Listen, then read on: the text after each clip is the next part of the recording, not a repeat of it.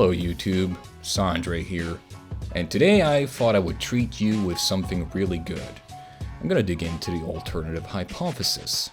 Today I'm gonna rip into one of his articles called Race, IQ, and Lead. He presents evidence from animal and human studies on the effect of lead exposure and subsequent cognitive function. He reviews these findings and attempts to apply the results to conclude that race differences in lead exposure are too low to affect racial differences in IQ. This is my critique of his article. But first, I would like to thank someone, an actual neuro researcher, who gave me his advice for this video and who also reviewed the article himself. You will find a link to his Twitter below, and I do suggest you follow him. He's a great guy. Again, thank you, sir, for helping me with this video. From the article, lead is a well-known neurotoxin. At extreme levels of exposure, it can kill people. Even at weaker levels, lead exposure is thought to lead to a wide variety of cognitive and psychological problems. Some have suggested that lead's negative effects on intelligence may play a role in the black/white IQ gap. This is very true. Lead is in fact a neurotoxin. Although I do find it odd that nowhere in this review does the author actually discuss some of the neurobiological effects of lead exposure. It is odd because in a lot of other articles, this author has argued that neurobiology may play a role in IQ. However, this is mysteriously absent in this article.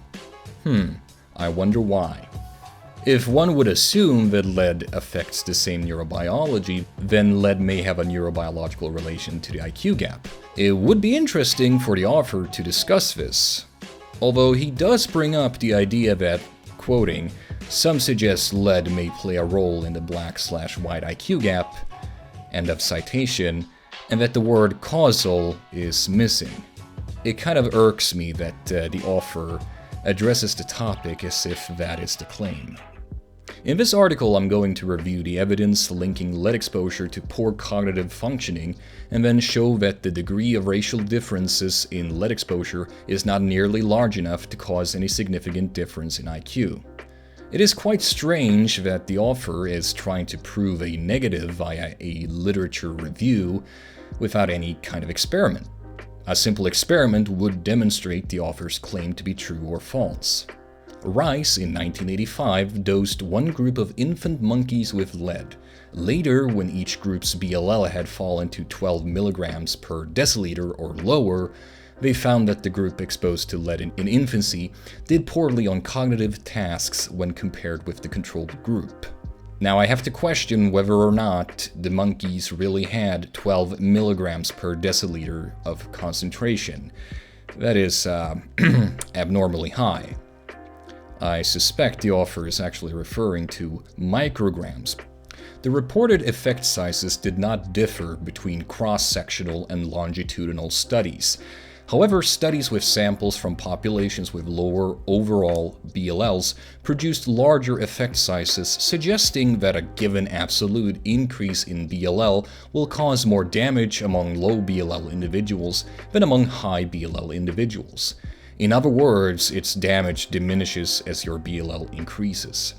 Now, the claim here is that the results from Schwartz and later from Lanphier demonstrate that damage of blood lead concentration is less with the increase in BLL. This is quite a ridiculous interpretation, and it definitely does not follow from the actual data. The results of the model from Schwartz and later Lanphier only demonstrate that the relationship between lead exposure and cognitive function is non-linear. To interpret that as though the damage diminishes with BLL, as when in fact the model demonstrates that greater BLL leads to greater damage to cognitive ability, is wrong. The frank reality of Schwartz's and Lanphier's results is that they demonstrate that there is no so-called safe limit of lead exposure that will have no ill effect on cognitive ability. The mere speculation of non-linearity in the model is likely due to a floor effect such that at high levels of lead exposure, the damage is too great or has complex interactions with other environmental effects that prevent further ability loss, as the individual would A, be dead, or B, be so impaired as to not be qualified for the study. Lanphier also found that the current levels of lead predict IQ even after controlling for prenatal levels of IQ.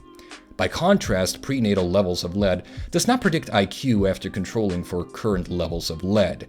Unlike studies in non-human animals, this suggests that current lead levels damage IQ while lead levels from infancy do not.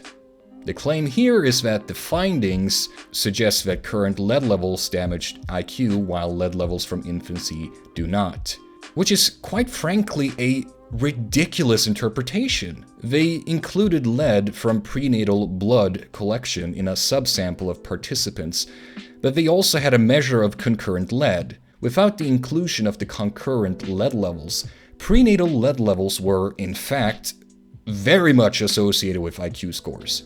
Now, it is true that the inclusion of the concurrent levels did reduce the significance of prenatal levels in the model. However, this does not in any way suggest that infant lead levels have no effect on IQ. The data suggests instead that continuous exposure of lead have effects that either outweigh or more likely compound prenatal exposure. On the whole, there is a strong case for the view that childhood lead exposure has a causal link on childhood IQ. Holding maternal IQ and education constant significantly reduces the probability of genetics confounding these studies. Controlling for home inventory scores makes it unlikely that low SES can explain the association between BLL and IQ. Studies done on non-human animals and research showing that infant intelligence does not predict childhood BLL provide good evidence that lead really does cause low IQ rather than the other way around. The claim here is that a statistical covariate reduces the probability of genetics confounding these studies. Now, I would very much like to see a demonstration that a model covariate affects the genetics of the study participants in any way to begin with. Otherwise, if the author is saying maternal IQ and education were controlled in the design, I would like to see where that was stated as well. For the second, I am flabbergasted as to why the author is talking about genetics here. Genetics does not have a goddamn thing to do with this. It should, however, be noted that maternal IQ reduced the significance of the effect of BLL on the cognitive ability, but race did not change the model. It would be expected that race does explain a greater variance in the IQ differences and would reduce the model significantly. But let's move on. The evidence suggesting that childhood lead exposure has an impact on adult IQ is weaker. Some research supports this contention while other research does not. I haven't been able to find any meta-analysis of these results, and some of the research I have reviewed here has not been of particularly high quality. The evidence in this area is not strong enough to justify taking a firm position. There is an implicit argument here that there's no reason to think that lead exposure has effects on adult IQ. That's a very weird stance. There are numerous biobehavioral studies conducted on lead exposure that do show effect on micro and macro neurobiology, which the author in fact has pointed to as being associated with IQ. It's official. Lead may have lowered your IQ and your occupational status and all kinds of things. That's according to new findings from the long-running Dunedin study, and researchers are blaming high lead levels in the 70s and 80s. Now, the study found the higher the levels of lead found in the blood of 11-year-olds, the greater the loss of IQ and job status by the time they were 38. The impact of lead on children has been known for some time, but the Dunedin study adds a longitudinal dimension, proving the impact lasts. Duke University clinical psychology PhD student Aaron Rubin is the paper's main author. When we follow the same people over 30 years, 40 years, we start to see trends that allow us to say, look, there's an association between, in this case, childhood exposure to lead and having slightly lower IQ at midlife, slightly lower socioeconomic status. And what we know from other studies in animals, studies in cells, we know that lead has a direct neurotoxic effect. And in fact, on the developing child's brain, the effect of lead might be most toxic. So we sort of say, okay, we have this observational study which has come out today, finding long-term associations.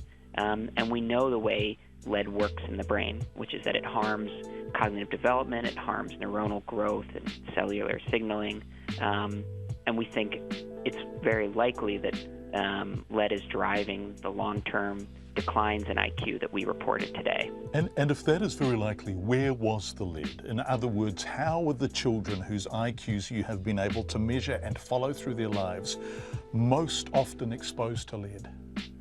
Yeah.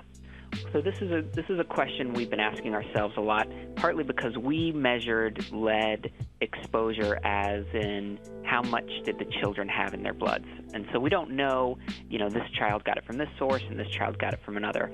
That said, when our children were growing up, the lead in gasoline levels in New Zealand were some of the highest in the world. And so we think it's very likely that the exposures to lead that our cohort children experienced came from leaded petrol that was released into the environment, that was settled in soils and dusts and was inhaled, and that we think is the primary exposure. However, we also know lead in paint and pipes is not an insignificant source, and in fact, some of the higher exposures in our cohort we know came from leaded paint. So it's not a clear-cut story by any means. It is a fascinating story, isn't it? Because you have such a good sample and you are able to follow them so closely and so rigorously over such a long period of time. And the big question, I guess, if we are going to conclude some kind of cause and effect between leaded petrol and these outcomes, is why were the levels so high in New Zealand and why did lead stay in petrol for so long? Now, I know that's not for the longitudinal study to answer, but are you interested in these things? I think all of us are interested in these things, and people nowadays have the benefit of hindsight to sort of look back and scratch their head and say, why did it take us so long to take lead out of gasoline? And I'll leave that answer to people who, based in New Zealand, have a real perspective on the historical trends and the governance issues that may have led people to maybe not view the new evidence that lead was harmful as quickly as they could have.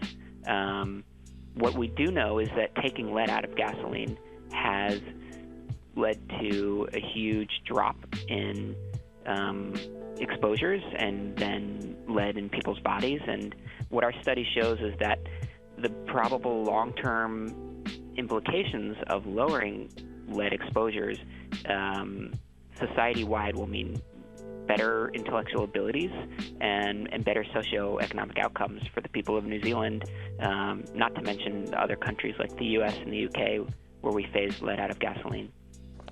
That's Aaron Rubin, who is the lead author of the study. It really is a fascinating study. One of the interesting questions is if the factors are environmental, can you address a reduced IQ in such circumstances in the same way that you can work on your fitness? Can you return your mental acuity, the kind of cognitive skills, the intellectual skills that are measured in IQ? And the study authors don't yet know that, but they are fascinated by whether or not that is possible. Now here's a little tip to the author.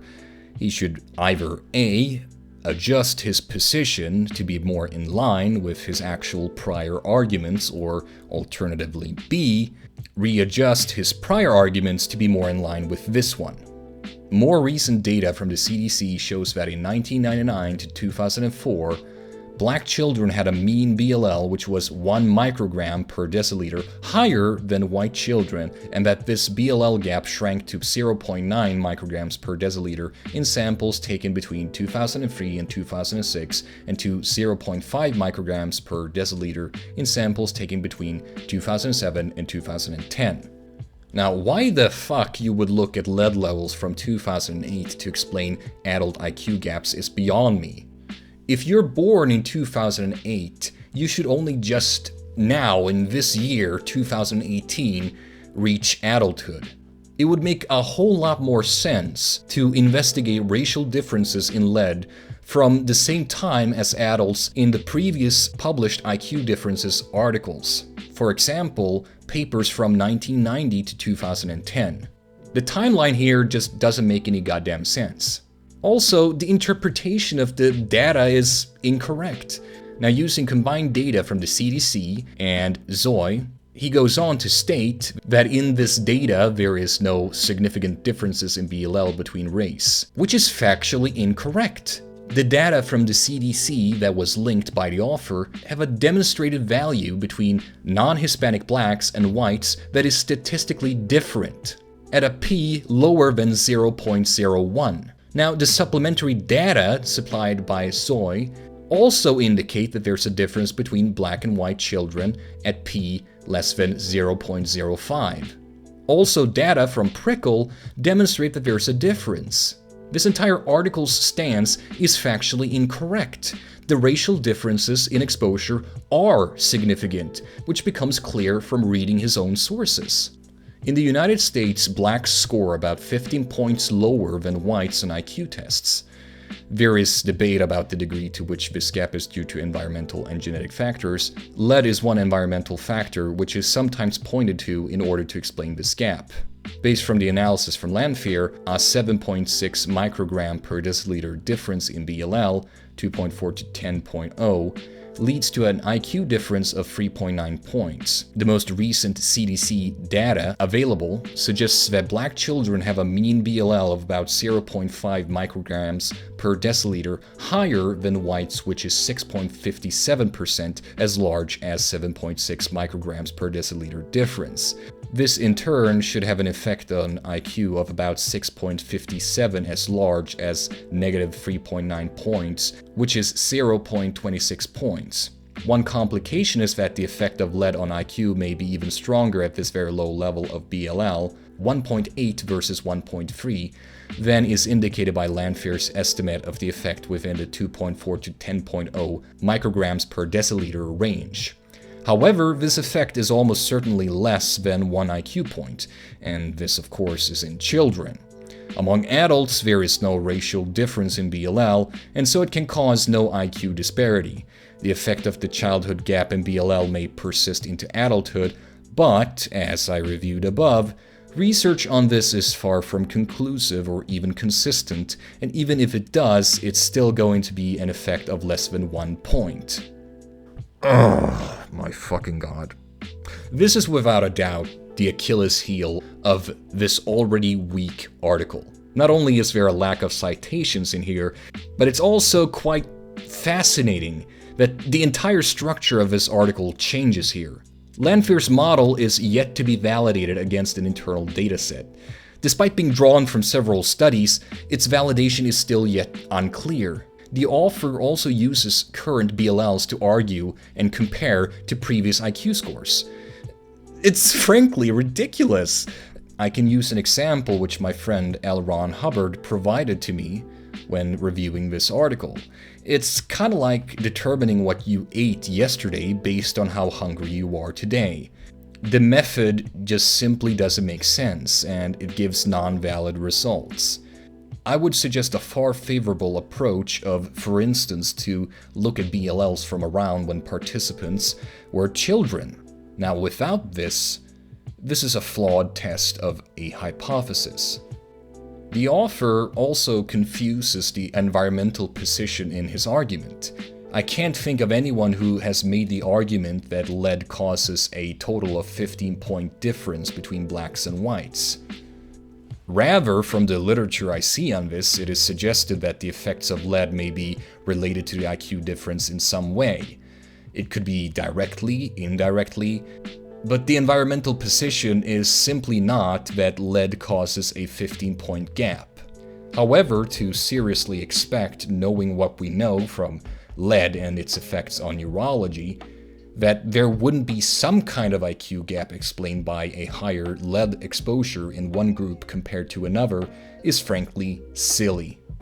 To save money, the city stopped pumping water from Detroit and started pumping it from the Flint River. The problem is it's a lot more corrosive, damaging Flint's aging pipes and leaching lead into its water supply. The state didn't acknowledge there was lead in the water until September, a year and a half after the switch, and they didn't ask for government help until last week. President Obama has now declared a state of emergency. We found some really kind of hot pockets where the lead levels were the worst. The paediatrician who helped expose Flint's lead problem said residents would live with the consequences for the rest of their lives. It affects their cognition, so their thinking. It drops children's IQ. It drops their IQ points. So imagine what this has done to an entire population. We have shifted that IQ curve down. We need to get these pipes out of the ground. In a largely black city, a sense of betrayal and anger. It may be years before the water in this American city is safe to drink again. Not only is this article poorly researched, but the research that is in it is misquoted and misused. Now with this, I hope you have enjoyed this video. Bye! Over 1,700 residents of Flint, Michigan have filed a lawsuit against the Environmental Protection Agency for botching the response to the city's water crisis. Residents are seeking $722 million for the disaster, which exposed as many as 12,000 children to lead-tainted water. But a recent report from Reuters found that nearly 3,000 areas across America have lead poisoning rates that are higher than Flint. Here to discuss this hidden crisis is Farron Cousins. He's executive director of the Trial Lawyers magazine. Farron, talk about why lead poisoning is such a problem in so many communities, not just Flint, Michigan. What's happening across the U.S.? Well, the problem is that we have a water delivery infrastructure in this United States that's some of it was laid right after the Civil War. Most of it was laid around the time of World War II.